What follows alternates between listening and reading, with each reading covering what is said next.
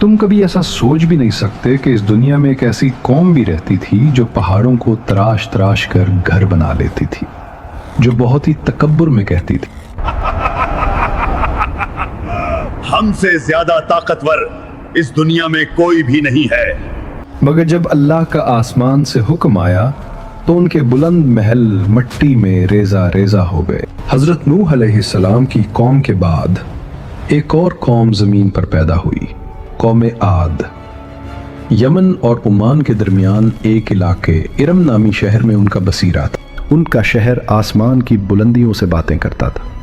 उनकी जिसामत इतनी मजबूत कि पहाड़ों को तोड़ दी और उनके तद बादलों को छू लिया करते, और उनमें इतना गुरूर कि तकब्बुर में कहते, हम ही इस जमीन के वारिस हैं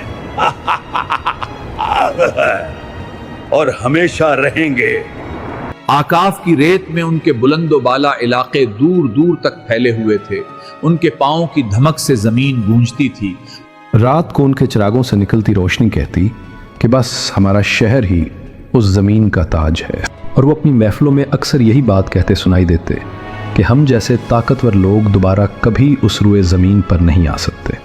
उनके बच्चे भी छोटी सी उम्र में इतने वजनी पत्थर उठा लिया करते थे कि जैसे ये रोई के बने पत्थर हो, और बुजुर्ग उनको देखकर घमंड से कहते, हमारे बच्चे भी इतनी सी उम्र में इन पहाड़ों के सर झुका देते हैं। आद के लोगों का एक और बहुत ही अजीब अकीदा ये भी था, वो कहते थे कि ये हवाएं तो हमारी गुलाम हैं। अक्सर उनके जवान आसमान की तरफ दोनों हाथ फैलाकर बहुत ही तकब्बुर और गुरूर के अंदाज में कहते, देखो ये हवा भी हमारी गुलाम है और हमेशा रहेगी। बुजुर्ग लोग अपने महलों में बैठकर तकब्बुर में आकर ये कहते, हमारे बाप दादा बहुत ताकतवर थे, वो तो हवाओं का रुख भी बदल देते थे, फिर हमें कौन रोक पाएगा। वो लोग तूफान को आता देखते तो घमंड में कहते, ये हवाएं तो हमारी गुलाम हैं, इनसे हमें क्या डर, ये तो हमारे दुश्मनों के लिए हैं। लेकिन ये तो उनके वहमो गुमान से भी दूर था कि आने वाली हवा उनकी बहुत बड़ी दुश्मन है। कौम आद के लोग ना सिर्फ लंबे बल्कि उनकी जिसामत बहुत ही मजबूत थी। समंदर के किनारे आज भी उनके बड़े बड़े पांव के निशान देखने को मिलते हैं। उनके घरों के दरवाजे बहुत ही बुलंदो बाला हुआ करते थे और उनके खाना बनाने वाले बर्तन इतने बड़े कि आज के 10 खानदानों का खाना एक ही बर्तन में बन जाए। वक्त के साथ साथ कौम का घमंड आसमान से बातें करने लगा और उनका तकब्बुर बहुत ज्यादा होने लगा। फिर अल्लाह ने उनकी इस्लाह करने के लिए अपना नबी रोए जमीन पर भेजा, हजरत हूद अलैहिस्सलाम। मैं अल्लाह का नबी हूं, तुम्हारे लिए अल्लाह का एक पैगाम लाया हूं।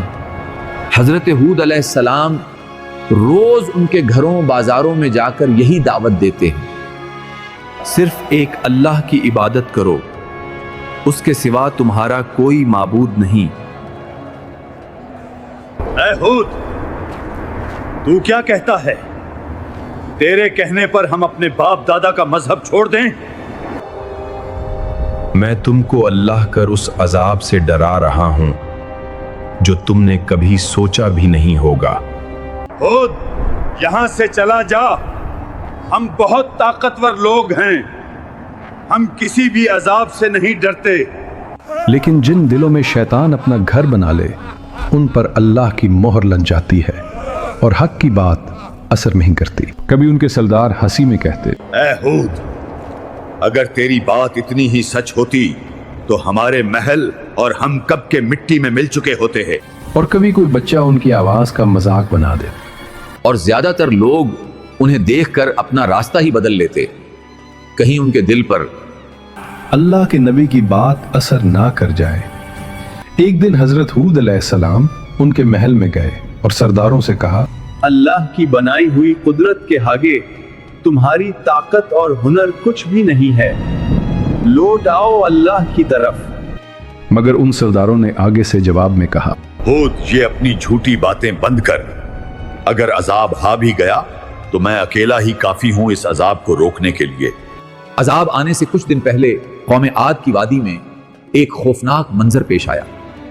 رات کو آسمان میں ایک خوفناک بادل اتنا زور سے گر جا کہ لوگ ڈر کر ایک دوسرے کو دیکھنے لگے، مگر ان کے سردار نے ان کو تسلی دیتے ہوئے کہا، ڈرنے کی کوئی ضرورت نہیں ہے،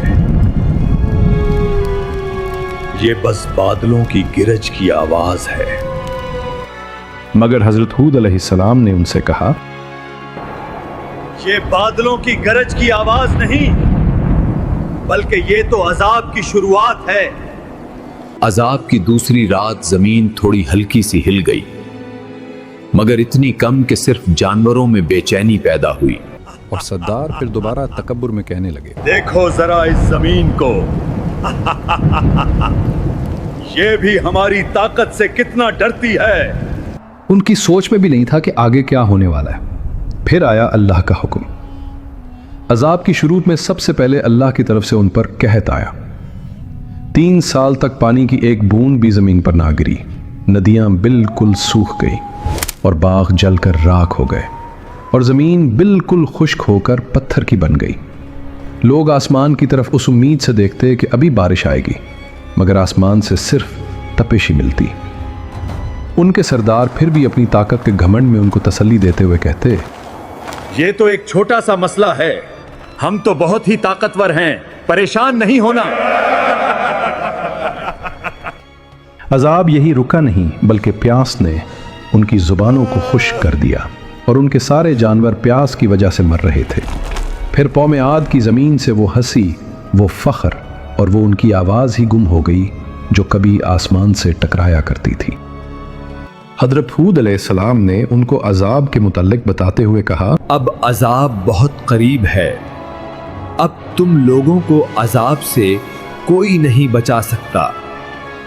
پھر ایک دن اللہ نے آسمان پر 3 بادل نمودار کیے، کالا، سفید اور لان بادل، اور یہ لوگ حیرانگی سے ان بادلوں کو دیکھنے لگے۔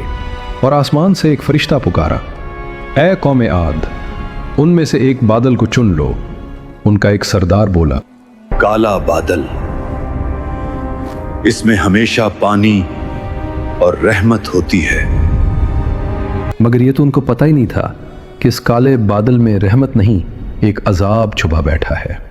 آسمان بالکل کالا سیاہ ہو گیا اور تیز بارش زمین پر برسی اور لوگ خوش ہوئے اور بولے، دیکھو رحمت والی بارش آ گئی، اب ہم پھر سے خوشحالی کی طرف آ جائیں گے۔ لیکن وہ بارش نہیں، وہ تو عذاب تھا جو ان پر برس رہا تھا۔ عذاب کے پہلے جھونکے نے آسمان سے بڑے پتھر برسائے۔ طوفان کے ہر جھونکے میں انہیں یہ ڈر رہتا کہ شاید ہوائیں ہمارا نام و نشان مٹا رہی ہیں۔ پھر عذاب کا دوسرا جھونکا آیا اور سارے درخت ہوا میں تنکوں کی طرح اڑ گئے۔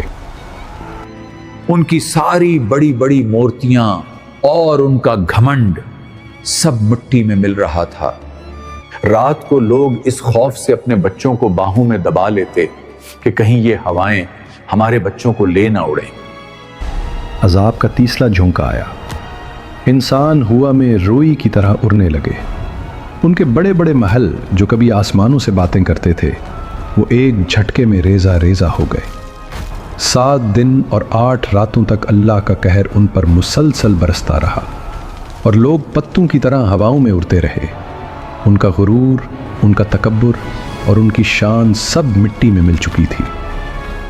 اللہ نے قوم عاد پر سخت عذاب بھیجا جو 1 ہفتہ ان پر جاری رہا، اور جب عذاب تھما تو صرف سناٹا باقی بچا اور رہ گئے صرف ٹوٹے ہوئے ان کے بلند و بالا محلات۔ لیکن ان چند لوگوں کو اللہ نے ایک پہاڑ کی غار میں بچا لیا جنہوں نے اللہ کی بات مانی، اور حضرت ہود علیہ السلام نے ان سے کہا، دیکھو اللہ کے نیک بندو، اگر تم اللہ کی پیروی کرو گے تو اللہ تمہیں بڑے سے بڑے عذاب میں بھی حفاظت میں رکھے گا۔ حضرت ہود علیہ السلام جب تباہ شہر کو دیکھ رہے تھے تو ان کی آنکھیں نم ہو گئیں۔ یہ ان لوگوں کا شہر تھا جو کبھی بہت ہی تکبر میں کہا کرتے تھے، ہم سے زیادہ طاقتور اس دنیا میں کوئی بھی نہیں ہے۔ اور اب وہ مٹی میں ریزہ ریزہ ہو چکے تھے۔ حضرت ہود علیہ السلام نے کہا، تکبر اور غرور کا انجام ہمیشہ تباہی اور ہلاکت ہی ہوتا ہے۔ آج بھی احقاف کی ریت کے نیچے ان کا شہر تباہ پڑا ہے، اور یہ گواہی دیتا ہے کہ صرف اللہ کی اطاعت سے عزت ملتی ہے۔ طاقت کسی کام کی نہیں ہوتی جب اللہ کی پکڑ آ جائے۔ اگر آپ کو یہ اسلامک سٹوری پسند آئی ہے تو ہمارے اس چینل کو سبسکرائب کر لیں اور ویڈیو کو لائک ضرور کریں۔ اسے صرف ایک اسلامک کہانی نہ سمجھنا، بلکہ یہ ایک حقیقت ہے جو ہمیشہ یہی یاد دلاتی ہے کہ جب انسان غرور اور تکبر میں ڈوب جاتا ہے تو اللہ اس کا نام و نشان اس روئے زمین سے مٹا کر رکھ دیتا ہے۔